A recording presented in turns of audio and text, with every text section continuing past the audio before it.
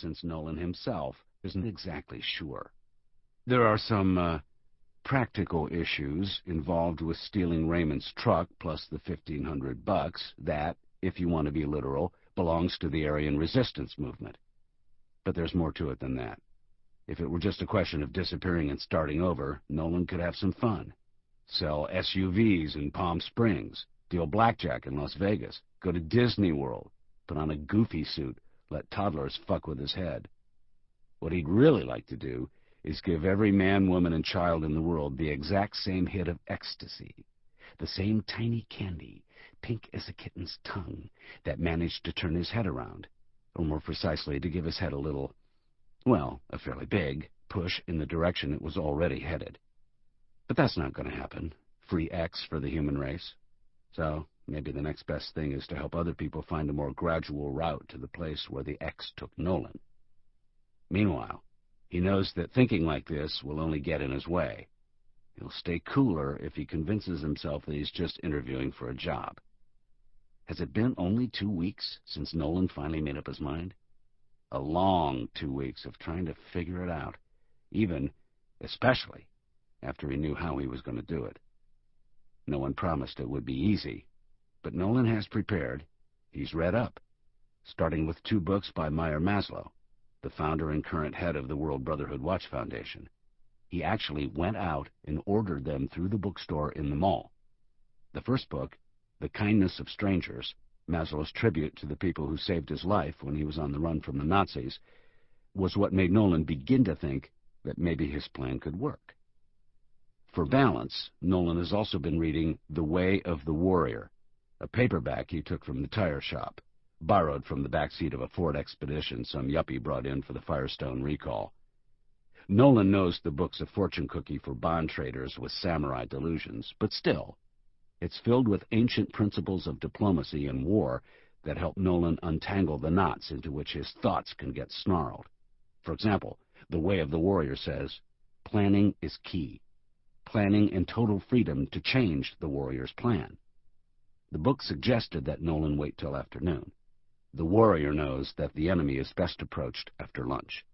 So Nolan has spent hours cruising the suburbs, killing time. Driving into the city, Nolan went over the plan. Park truck, find 51st Street. Find building, enter lobby. Locate elevator, push button. Board elevator, hold breath, assume that every passenger carries a different contagious disease. The plan is working better than planned. The elevator is empty.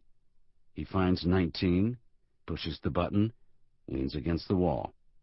Just before the doors close, a dwarf hops into the car. Young, tan, streaky surfer hair, oddly handsome for a guy with a mashed-in pumpkin head.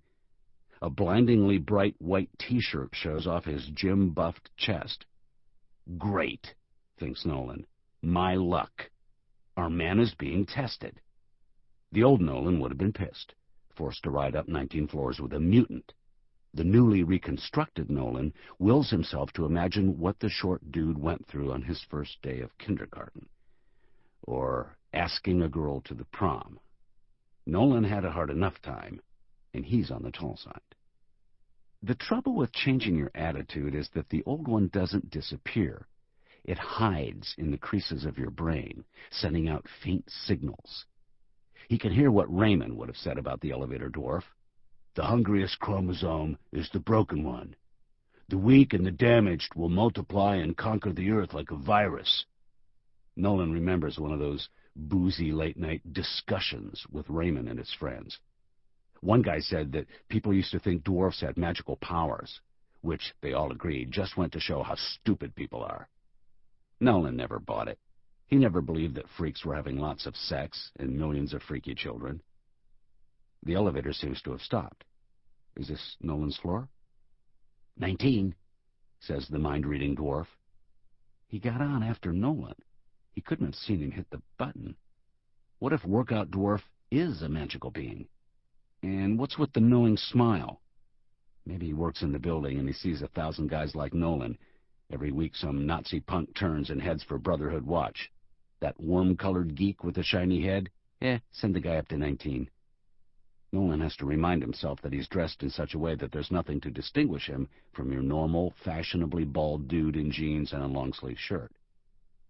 The elevator releases Nolan into a carpeted hall paneled in gleaming wood. Behind the reception desk sits a beautiful Asian chick in stylish black ninja pajamas. How classy, how predictable for a famous human rights outfit to hire a PC dragon lady to guard the front door. Nolan recalls a Hong Kong film where the secretary rockets up from her desk and does triple flips, slinging nunchucks around the office. He wishes he'd brought 6 other guys. He wishes his tattoos showed. In the end, what he can't hide is enough to give Susie Wong the willies. The duffel bag is a problem, as he knew it would be. Of course, it would have been smoother if he could have left it somewhere. As Nunchuck Girl eyes the bag, Nolan watches a little fight-or-flight thing take place in her face, until her receptionist training wins out over her basic human instinct not to be anywhere near him. Nolan has the feeling she's got one finger on the panic button, just in case. May I help you? I'd like to see Mr. Maslow. Dr. Maslow. Whatever. Do you have an appointment? He doesn't know what the gentleman's called. Does it sound like he has an appointment? No, says Nolan. I need to talk to him. So do millionaires, politicians. Nolan can expect about 5 more seconds of Miss Yin-Yang's attention. He says, I've got some information I think you might want to have. I guess you know what ARM is, right? The American Rights Movement? A definite yes from Ice Princess. Now she's really eyeing the duffel bag, obviously wondering if this is her time, if her bullet-riddled body will be all over tomorrow's front page. And is that a tiny twitch pulling her hand beneath the desk? Call security, red alert, Hitler's in the building looking for Meyer Maslow. Nolan can't decide if he wants to pop her in the nose or fall on his knees and promise he won't hurt her. He follows her glance toward the duffel bag. I'm in kind of a transitional state, he says, and if you're thinking what I think you're thinking, he turns his palms outward and tries to smile. I'm harmless, I promise. Unarmed. There's nothing in the bag but some books and clothes and dirty laundry. The receptionist's lip curls. She doesn't want to think about Nolan's dirty laundry. I was in ARM for 5 years. Lie number 1. And Nolan's only been here 2 minutes. So what? It's a detail. They can hash out the fine points later. Congratulations. She gives him the freeze-out look she learned in Bitch Receptionist 101. She hesitates, thinks some more. Then she picks up the phone and keeps pushing the same button. Security isn't answering, so she's pretty much on her own. Is that fear on her face? Just a trace, and it's gone, either because she's a professional receptionist, or because she doesn't want to give Nolan the satisfaction. Or because he's charmed her. That's always a possibility. She listens, pushes another button, listens, then another. So the person about to deal with the fact of Nolan's existence is several rungs down the food chain here at World Brotherhood Watch. Bunny, she says, there's someone here you might want to talk to. Bonnie? Maslow's secretary, probably. Did Nolan think Madame Butterfly was going to ring the boss's direct line? She looks at Nolan. Miss Killen will be out shortly. Nolan strolls across the foyer and checks out the art on the wall. A mammoth canvas gunked with gobs of that shit brown color kids mix up just to piss off the art teacher. A finger painting of train tracks. Some genius got a fortune. Excuse me? Nolan wheels around to find himself standing way too close to what's got to be Bonnie. Putty-colored business suit, thin blondish hair tied back into the same limp pigtail she probably wore in college, 40-ish, couple of kids, bossy psychiatrist husband. Nolan worked for 100 women like her. That summer he spent her on Woodstock humping chlorine and skimming bugs for Skip's Pool and Spa. Bonnie's eyes, 2 magnified blue jellyfish swimming toward him from behind her glasses, looked slightly psycho. Another female nutcase. One of those women, like his mom, always trying to be a good person, except that they're clueless as to what